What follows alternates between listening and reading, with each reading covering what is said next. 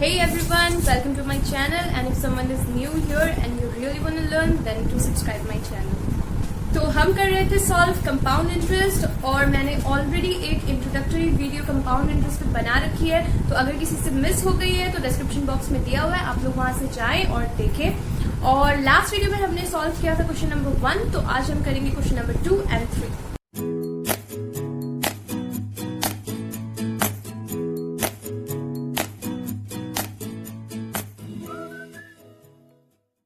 Is find the difference between simple and compound interest on number 1 rupees 1000 at the rate of 8% per annum for 2 years and 9 months।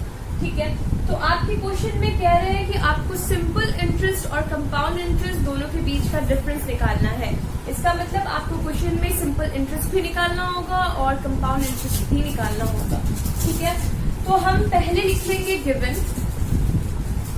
So given P is equal to rupees 1000, ठीक है, rate of interest is 8% and time is 2 years 9 months। So 9 month को हम कैसे लिखेंगे? 9/12, ठीक है।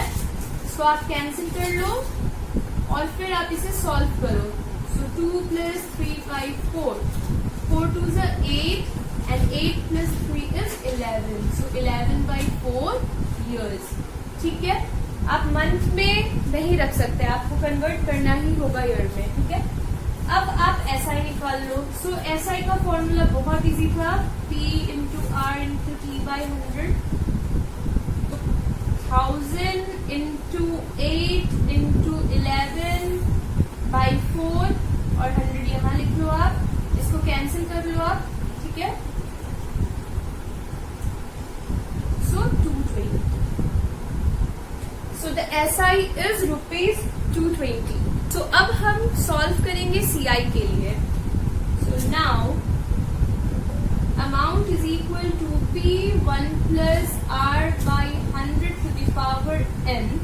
P की जगह आप वैल्यू पुट करोगे 1000, 1 R रेट ऑफ इंटरेस्ट का 8, तो 8 पुट करोगे by 100 to the power of n, so 11/4। ठीक है, अभी आप सॉल्व करोगे इसे।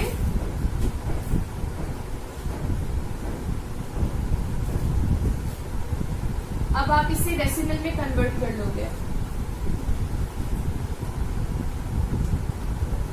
ठीक है, अब आप लोगे लॉग। तो जिसको लॉग नहीं आती है वो मेरे डिस्क्रिप्शन बॉक्स में जाए, वहां लॉग की वीडियो बनी हुई है, बहुत इजीली आप सीख सकते हो वहां से। ठीक है, तो अब लेंगे हम log. Taking log on both sides, log A is equal to log 1000 plus 11/4 log 1.08।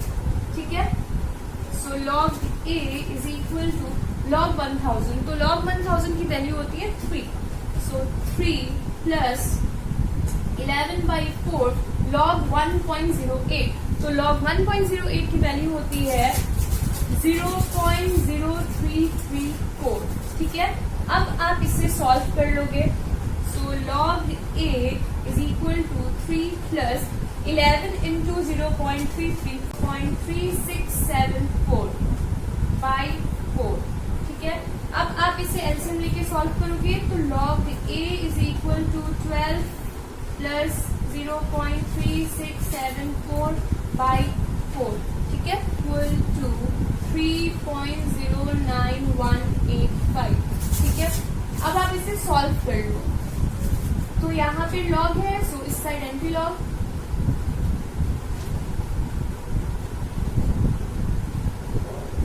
ठीक है, अगर आप एंटी लॉग की वैल्यू निकालोगे तो आंसर आएगा 1236.00।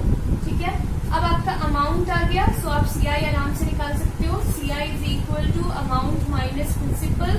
सो अमाउंट की जगह आप अमाउंट की वैल्यू लिख दो 1236 माइनस 1000 था प्रिंसिपल, सो 1000। अब आप इसे माइनस करो, आंसर आएगा 236। ठीक है, सो द आंसर इज 236। अब आपको डिफरेंस निकालना था SI का CI का, ठीक है। तो difference of SI and CI is 36 minus 220, ठीक है। 220 कहाँ से आया? आपका जो SI निकला था वो है 220, ठीक है। अब आप इसे माइनस करोगे तो आया ₹60। So the difference between SI and CI is ₹16, ठीक है। तो ये आपका कंप्लीट सम हो गया ₹13,500 at the rate of 6% per annum for 3 years, ठीक है। तो इस बार भी आपको SI निकालना है, CI निकालना है और फिर उन दोनों के बीच का डिफरेंस निकालना है, ठीक है। तो गिवन लिख लेंगे हम और P is equal to ₹13,500, R is equal to 6% and time is equal to 3 years, ठीक है। SI is equal to P into R into T by 100 and आप वैल्यूज पुट कर लो बाई 100, इसे आप कैंसिल कर लो, ठीक है। अब आप इसे मल्टीप्लाई करोगे 135 इंटू 6 is 18, सो आंसर आएगा आपका 2430, ठीक है। So the SI is ₹2430, 2430। अब हम सॉल्व करेंगे CI के लिए। तो amount is equal to P1 plus R by 100 to the power n। So P के नीचे आप वैल्यू पुट कर लो 3500, 1 प्लस रेट ऑफ इंटरेस्ट को 6, 100 टू द पावर 3, ठीक है। अब आप इसे भी सॉल्व कर लो। So 106 by 100 to the power of 3, ठीक है। इसे आप डेसिमल में कन्वर्ट करोगे तो 1.06 टू द पावर 3, ठीक है। अब आपको लॉग लेना है दोनों साइड ही, तो taking log on both side, so log A is equal to log 13,500 plus 3 log 1.06, ठीक है। अब हमें इसकी लॉग की वैल्यू से लॉग की वैल्यू निकालोगे तो आंसर आएगा log A is equal to 4.1303, ठीक है। 4.1303 प्लस 3 log 1.06 की वैल्यू अगर आप निकालोगे तो आंसर आएगा 0.0253, ठीक है। सॉल्व करो, log A is equal to 4.1303 plus आप इसे मल्टीप्लाई करो तो 0.0759, log A is equal to, अगर आप इसे प्लस करोगे तो आंसर आएगा 4.2062। साइड लॉग है तो आप दूसरी साइड एंटी लॉग ले लो, so A is equal to anti log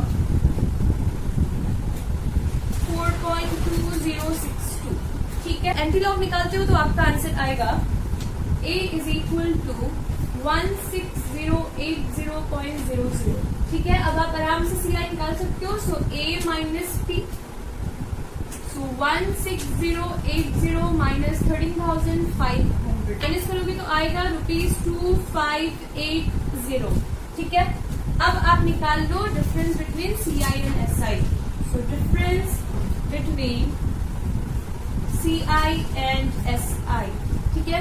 आप माइनस कर लो 2580 माइनस 2430, और अगर आप इन दोनों को माइनस करोगे तो आंसर आएगा ₹150। So the difference between the CI and SI is ₹13. Find the amount and the compound interest on ₹5,000 for 3 years compounded yearly. The rate of interest for successive years being 4%, 5% and 10% respectively. तो अगर आपने मेरी introduction वाली video देखी होगी तो उसमें मैंने एक फॉर्मूला बताया था जब रेट ऑफ इंटरेस्ट चेंज होता रहता है सक्सेसिव ईयर्स के लिए, ठीक है। तो हम वही फॉर्मूला यूज करेंगे। पहले हम लिख लेते हैं given.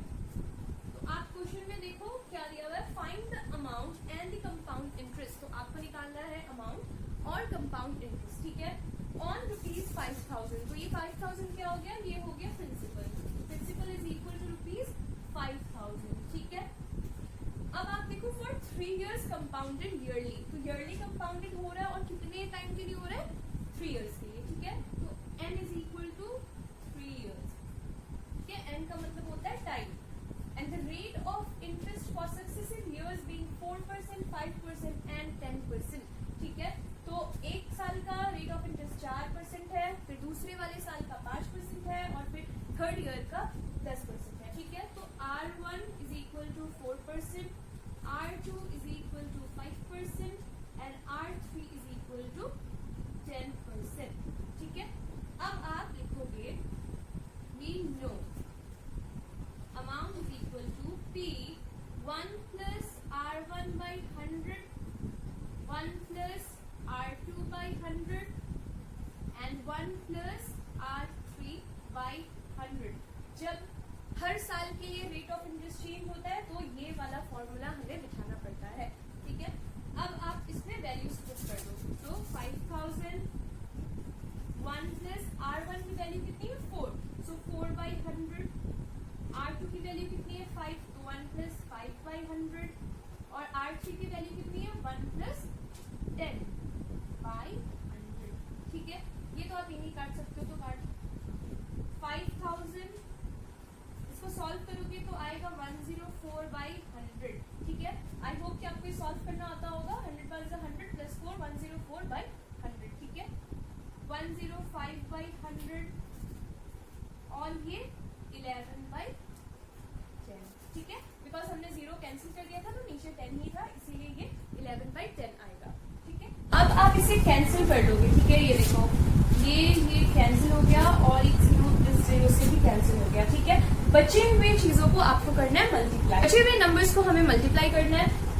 Is equal to 5 multiplied by 104 into 105 by 100 into 11, ठीक है। by 100 इसलिए बिकॉज ये अभी तक कैंसिल नहीं हुआ था, ठीक है। अब आप इसे मल्टीप्लाई कर लो, 5 into 104, सो आएगा 520 into 105 by 100 into 11, ठीक है। अब आप इसे भी कैंसिल कर दो, तो 52 into 105 into 11 by 10।